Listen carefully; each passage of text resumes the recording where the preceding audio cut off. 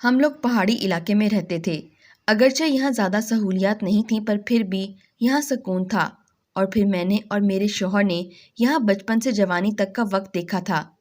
میرے بیٹے نے بہت بار ہمیں اپنے ساتھ پشاور جانے کا بولا، لیکن میرے شوہر کو اپنے گھر اور ان پہاڑوں سے پیار تھا۔ ہمارا گھر گاؤں کے بیچوں بیچ ایک دور دراز پہاڑ میں تھا، اور ہمارے ہاں بمشکل 20 سے 25 گھرانے تھے، اور گھر بھی ایک دوسرے سے جڑے ہوئے نہیں بلکہ پہاڑوں میں دور دور۔ گاؤں کے آخر میں ایک چھوٹا سا گھر تھا، کچی مٹی سے بنا ہوا مکان۔ اس مکان میں 2 انتہائی ضعیف بوڑھے میاں بیوی رہتے تھے، جن کا ایک ہی بیٹا تھا جو پشاور میں محنت مزدوری کرنے جاتا تھا اور وہیں پر اپنی رہائش رکھے ہوئے تھا۔ کبھی کبھار 1.5-2 مہینے کے بعد وہ اپنے گاؤں اپنے والدین کے پاس چکر لگایا کرتا، انہیں ضرورت کا سامان اور کچھ پیسے دے کر جاتا۔ ان بوڑھے میاں بیوی کو شادی کے بہت عرصے بعد تک اولاد نہ ہوئی۔ شادی کے 15 سے 20 سال بعد انہیں اللہ تعالیٰ نے بیٹے جیسی نعمت سے نوازا تھا، اس لیے میاں بیوی بہت ضعیف تھے، اور ان کا بیٹا 22-23 سال کا نوجوان تھا۔ بیٹا انتہائی فرما بردار اور ماں باپ سے بے انتہا محبت کرتا تھا۔ اس کی ماں کا نام شمائلہ تھا، جبکہ اس کے باپ کا نام دلاور تھا۔ دلاور سانس کی بیماری میں مبتلا تھا، اسے کافی عرصے سے پھیپھڑوں کی بیماری تھی، اکثر وہ چارپائی پر ہی پڑا رہتا۔ شمائلہ اپنے شوہر کی اس بیماری کی وجہ سے گھر سے بہت کم نکلتی تھی، زیادہ تر اپنے خاوند کی خدمت میں ہی مصروف رہتی۔ سردیوں کا موسم تھا، اور ویسے بھی شمالی علاقوں میں سردیاں بہت قہر انگیز ہوتی ہیں، لوگ جلد ہی اپنے کام کر کے اپنے گھروں میں چلے جاتے ہیں۔ یہ ایسی ہی سرد رات کا واقعہ ہے۔ سردی اپنے پورے زوروں پر تھی، ہر کوئی اپنے اپنے گھروں میں لحافوں میں دبکا ہوا تھا، مگر شمائلہ بیچاری ابھی تک جاگ رہی تھی۔ اس کا شوہر قریبی چارپائی پر دلاور لیٹا ہوا تھا، جس کی طبیعت اس وقت بہت خراب ہو رہی تھی۔ وہ بار بار اپنے خاوند کے چہرے کی طرف دیکھتی، جس پر کرب اور اذیت چھائی ہوئی تھی۔ پھر ایک بار اس نے اٹھ کر اپنے خاوند کے ماتھے پر ہاتھ رکھا اور پوچھنے لگی، آپ کی طبیعت ٹھیک ہے؟ دلاور نے کہا، ہاں میں کچھ بہتر ہوں، تم جاؤ اپنی چارپائی پر آرام کرو۔ شمائلہ اس کی طرف غور سے دیکھتی ہوئی اپنی چارپائی کی طرف بڑھی اور لیٹ گئی، مگر دل اس کا اندر سے سخت پریشان تھا۔ وہ جانتی تھی کہ اس کی خاوند کی طبیعت ٹھیک نہیں ہے، اسے سانس لینے میں دشواری ہو رہی تھی، مگر وہ بیچارہ لحاف اوڑھے اپنی چارپائی پر پڑا ہوا تھا۔ نہ جانے رات کا کون سا پہر تھا، شمائلہ کی آنکھ لگنا شروع ہو گئی اور اسے نیند آنے لگی۔ اچانک دلاور پر کھانسی کا ایک شدید دورہ پڑا، کھانستے کھانستے اس بیچارے کا برا حال ہو گیا۔ شمائلہ بیچاری ہڑبڑا کر اٹھ بیٹھی اور جلدی سے اپنے خاوند کے پاس آ کر چارپائی پر بیٹھ گئی۔ آگے ہاتھ بڑھا کر فوراً پاس پڑی ہوئی میز پر پانی کا گلاس اٹھایا اور اسے خاوند کی طرف بڑھا دیا، مگر وہ بیچارہ اتنا کھانس رہا تھا کہ پانی پینا تک اس کے لیے محال تھا۔ کھانستے کھانستے اس کی آنکھیں ابل کر باہر آ گئیں۔ شمائلہ نے شوہر کے ماتھے پر ہاتھ رکھا اور اسے تسلیاں دینے لگی، مگر اس کا دل خون کے آنسو رو رہا تھا۔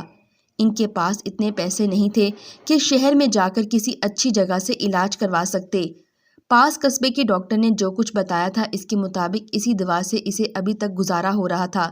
اس کی حالت بگڑتی بگڑتی اتنی خراب ہو گئی کہ آخر اس کے شوہر نے ایک لمبی ہچکی لی اور اس کے ساتھ ہی اس نے دم توڑ دیا۔ شمائلہ نے جب اسے مرتے ہوئے دیکھا تو ایک زوردار چیخ اس کے حلق سے نکلی اور پھر وہ دھاڑے مار مار کر رونے لگی۔ وہ اپنے خاوند کی مردہ لاش کے ساتھ لپٹ گئی اور ہچکیاں لے لے کر رونے لگی۔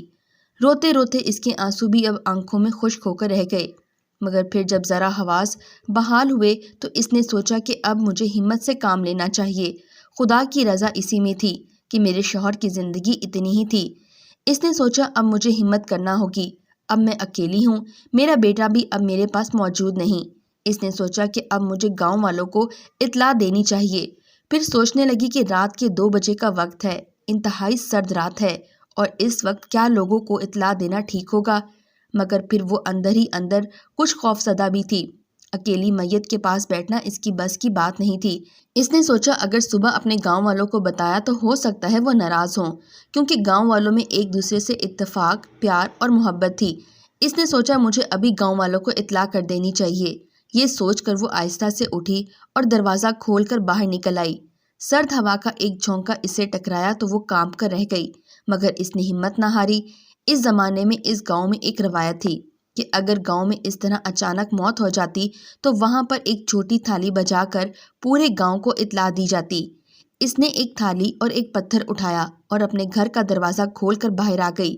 اس نے اپنے گھر کو باہر سے کنڈی نہ لگائی۔ چلتے چلتے وہ اپنے گھر سے ذرا دور آ گئی، اس طرف جس طرف دوسرے مکانات نظر آ رہے تھے۔ پھر اس نے آ کر تھالی زور زور سے پیٹنا شروع کر دی۔ یہ ایک طرح سے اعلان تھا کہ اس گھر میں کوئی فوتگی ہو گئی ہے۔ اتنی خوفناک اور سرد رات میں سب لوگ اپنے اپنے گھروں میں سو رہے تھے۔ رات کے اس پہر اس بیچاری کی تھالی کی آواز کون سنتا؟ جب وہ کافی دیر تھالی بجاتی رہی اور کسی گھر کا دروازہ نہ کھلا تو بیچاری مایوس ہو گئی اور بوجھل دل کے ساتھ اپنے گھر کی طرف چل پڑی۔ جب اپنے گھر کے پاس پہنچی تو یہ دیکھ کر اس کا دماغ چکرا کر رہ گیا۔ اس کے گھر کا دروازہ بند تھا اور اندر سے کنڈی لگی ہوئی تھی۔ اس نے دروازے کو دبا کر کھولنے کی کوشش کی مگر بے سود۔ اسے صاف معلوم ہو گیا کہ اندر سے کنڈی لگی ہوئی تھی۔ وہ بڑی خوفزدہ ہو گئی۔ اسے اچھی طرح یاد تھا کہ جب وہ گھر سے نکلی تھی تو اس نے دروازے کو کنڈی نہ لگائی تھی، مگر اس وقت اندر سے بند تھا دروازہ۔ اس کا دماغ جیسے ایک دم سن ہونے لگا۔ پریشانی اور گھبراہٹ کے عالم میں اس نے دروازے کو پیٹنا شروع کر دیا۔ وہ زور زور سے دروازہ کھٹکھٹانے لگی کہ شاید اندر کوئی گھس گیا ہے اور وہ دروازہ کھولے گا۔ پھر تھوڑی ہی دیر بعد اندر کی کنڈی کھلنے کی آواز آئی۔ کوئی اندر سے دروازہ کھول رہا تھا۔ وہ سوچ رہی تھی کہ اس کی تھوڑی دیر کی موجودگی میں اس کے گھر میں کون گھس گیا، اور پھر اگلے ہی لمحے دروازہ کھل گیا۔ وہ فوراً آگے بڑھ کر دروازے کے اندر داخل ہوئی۔ دروازہ کھولنے والا اس کے شوہر کی لاش تھی، جس نے اپنا ہاتھ اتنا لمبا کر لیا تھا کہ بیٹھے بیٹھے اس کا ہاتھ دروازے کی کنڈی تک پہنچ گیا تھا۔ وہ جیسے پتھر کا بت بن کر رہ گئی۔ وہ لاش اب اٹھ کر چارپائی پہ بیٹھی ہوئی تھی۔ اس کے شوہر کی مردہ لاش کی آنکھیں بالکل سفید ہو چکی تھیں۔ خوف سے بیچاری شمائلہ کے تو رونگٹے کھڑے ہو گئے۔ اچانک اس کے شوہر کی لاش میں حرکت پیدا ہوئی اور اس کا بازو پھر لمبا ہوتا ہوتا شمائلہ کی طرف بڑھنا شروع ہو گیا۔ صاف محسوس ہو رہا تھا کہ شمائلہ کے شوہر کی لاش ہاتھ لمبا کر کے شمائلہ کی گردن دبوچنا چاہتی تھی۔ شمائلہ گھبرا کر پیچھے ہٹی، مگر لاش نے پھر ہاتھ اور لمبا کیا اور اسے پکڑنے کی کوشش کی۔ شمائلہ چیخیں مارتی ہوئی گھر سے باہر کی طرف دوڑی۔ باہر نکلتے ہی بے تحاشا دوڑنے لگی۔ دوڑتے دوڑتے بیچاری گھبرا کر بار بار مڑ کر پیچھے بھی دیکھ رہی تھی، مگر پیچھے گھر سے نکلنے کے بعد اب کسی چیز کا نام و نشان نہیں تھا۔ اس کے ذہن میں خیال آیا اسے پیش امام کے گھر کی طرف جانا چاہیے۔ پیش امام جو گاؤں میں نماز پڑھاتے تھے، گاؤں کی مسجد کے متوالی بھی تھے۔ وہ دوڑتے دوڑتے ان کے گھر کے پاس جا پہنچی۔ ان کے دروازے کے قریب جا کر دروازہ زور زور سے پیٹنے لگی۔ کافی دیر دروازہ بجانے کے بعد کوئی نہ آیا، مگر شمائلہ نے ہمت نہ ہاری اور دونوں ہاتھوں سے دروازہ پیٹنا شروع کر دیا۔ چند ہی لمحے گزرے ہوں گے کہ پیش امام صاحب کی نیند میں ڈوبی ہوئی آواز سنائی دی، ارے بھائی کون ہے؟ اتنے میں دروازہ کھلا اور پیش امام صاحب دکھائی دیے۔ شمائلہ بیچاری ڈر کے مارے فوراً ایک دم اندر چلی گئی۔ ارے شمائلہ، اس وقت آدھی رات کے وقت خیریت تو ہے؟ فوراً دروازہ بند کر کے پیچھے پلٹے۔ اتنے میں پیش امام صاحب کی بیوی بھی جاگ گئی۔ شمائلہ بیچاری بے حد گھبرائی ہوئی تھی اور رو رہی تھی، مولوی صاحب وہ میرا شوہر۔ کیا ہوا تمہارے شوہر کو؟ وہ مولوی صاحب میرا شوہر مر گیا۔ مولوی صاحب اس کے بعد سن کر بولے، بہت افسوس ہوا۔ شمائلہ اور پھر شمائلہ نے مولوی صاحب کے پوچھنے پر انہیں سارا واقعہ سنایا۔ انہیں بتایا کہ کس طرح وہ تھالی پیٹنے کے لیے اپنے گھر سے باہر نکلی اور پیچھے اس کے خاوند کی لاش کے ساتھ یہ حادثہ ہوا، اور جب وہ گھر گئی تو خاوند کی لاش ایک عفریت بن چکی تھی۔ واقعہ سن کر تو مولوی صاحب کے بھی رونگٹے کھڑے ہو گئے۔ وہ سوچنے لگے کہ آخر معاملہ کیا ہے۔ پھر انہوں نے شمائلہ کو اس کے خاوند کی موت پر تسلی دی اور کہنے لگے، یہ سب اللہ کی طرف سے ہے، اللہ تمہیں صبر دے، چلو میں تمہارے ساتھ چل کر ساری صورتحال دیکھتا ہوں۔ پھر کہنے لگے، مجھے اپنے ساتھ چند افراد کو لے کر جانا ہوگا، اکیلے چل کر صورتحال کو دیکھنا شاید میرے لیے مشکل ہو جائے۔ مولوی اندر سے کچھ ڈر رہے تھے۔ یہ پہلی بار ان کی زندگی میں ایسا واقعہ ہوا تھا کہ ایک لاش عفریت بن گئی تھی۔ پھر انہوں نے گاؤں کے چند بزرگ لوگوں کے دروازے کھٹکھٹائے اور انہیں جگا کر اپنے ساتھ شمائلہ کے گھر چلنے کو کہا، اور ساتھ ہی ساتھ انہیں ساری صورتحال سے بھی آگاہ کیا۔ جب وہ سب لوگ شمائلہ کے مکان پر پہنچے تو یہ سب دیکھ کر حیران اور خوفزدہ رہ گئے کہ واقعی ہی شمائلہ کی خاوند کی لاش چارپائی پر بیٹھی ہوئی تھی۔ لاش کی حالت اس وقت خوفناک منظر پیش کر رہی تھی۔ اس کی دونوں آنکھیں سفید تھیں اور پپوٹے اوپر کو ابھرے ہوئے تھے۔ لاش دیکھ کر لگتا ہی نہیں تھا کہ یہ کسی انسان کی لاش ہو، ایسا لگتا تھا جیسے کوئی بھوت چارپائی پر بیٹھا ہوا ہو۔ لاش چارپائی پر بے حس و حرکت پڑی ہوئی تھی، اسے دیکھ کر ہر کسی کے پسینے چھوٹ رہے تھے۔ پھر جب مولوی صاحب قرآنی آیات کا ورد کر چکے تو بڑی کڑک دار آواز میں بولے، تو کون ہے؟ اس معصوم انسان کی میت کو کیوں تنگ کر رہا ہے؟ کیوں اس کے ساتھ آ کر چمٹ گیا؟ مولوی صاحب کی آواز سن کر اس میت کے جسم میں حرکت پیدا ہوئی اور اس نے گردن گھمائی اور مولوی صاحب کی طرف دیکھا۔ اس کے منہ سے عجیب و غریب آوازیں نکلنا شروع ہو گئیں، مگر اس کی بات کسی کی سمجھ میں نہیں آ رہی تھی۔ مولوی صاحب پھر اونچی آواز میں دھاڑے، بول تو کون ہے؟ اور پھر وہ خاموش ہو گیا۔ جب مولوی صاحب نے دیکھا کہ یہ کچھ نہیں بول رہا، کسی بات کا جواب نہیں دیتا، تو انہوں نے فوراً اشارہ کیا کہ پانی لاؤ۔ ایک آدمی فوراً دوڑتا ہوا گیا اور پانی بھر کے لے آیا۔ مولوی صاحب نے اس کے اوپر قرآنی آیات پڑھ کی اور پھر پانی دور سے ہی لاش کے اوپر پھینک دیا۔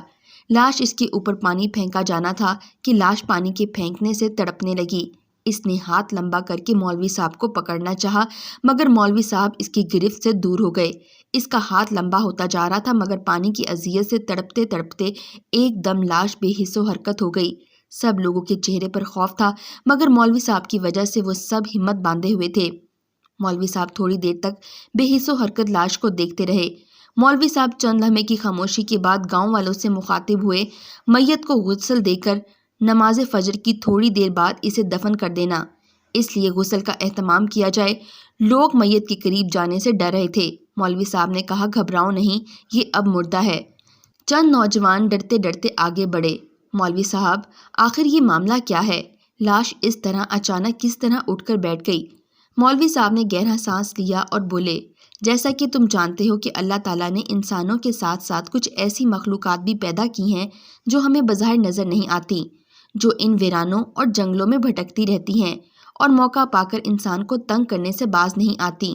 بالکل ایسا ہی یہاں ہوا۔ دراصل یوں کہ شمائلہ نے اپنے شوہر کے مرنے کے بعد اس کی لاش کو اکیلا چھوڑ دیا اور پھر گھر سے باہر آ گئی۔ جب وہ باہر گئی، گاؤں والوں کو اطلاع دینے کے لیے نکلی تو اس کی غیر موجودگی میں اس ویرانے میں کوئی ایسی بدروح بھٹک رہی تھی جو موقع پا کر میت کے جسم میں گھس گئی، اور پھر جب شمائلہ واپس آئی تو اس نے شمائلہ پر حملہ کر دیا۔ مگر خدا کا شکر کہ ہم وقت پر پہنچ گئے اور ہم نے اپنے طور پر کوشش کر کے اس بدروح کو اس میت کے جسم سے باہر نکال دیا۔ مولوی صاحب شمائلہ کے سر پر ہاتھ رکھ کر بولے، تمہارے خاوند کے فوت ہونے کا بہت دکھ ہوا، اللہ تعالیٰ کو یہی منظور تھا، خدا تمہیں حوصلہ اور صبر دے۔ پھر گاؤں والوں کی تعاون سے اس میت کی تدفین کر دی گئی۔ جب سب لوگوں کو اس واقعے کا علم ہوا تو کئی روز تک سب ڈرتے رہے اور رات کو سوتے وقت انہیں ڈر لگتا۔ نانی یہ واقعہ ہمیں سنا رہی تھی اور ہم خوف کے عالم میں تھے۔ ایسا بھی ہو سکتا ہے کیا؟ شاید اس لیے میت کو اکیلے چھوڑنے سے منع کیا جاتا ہے۔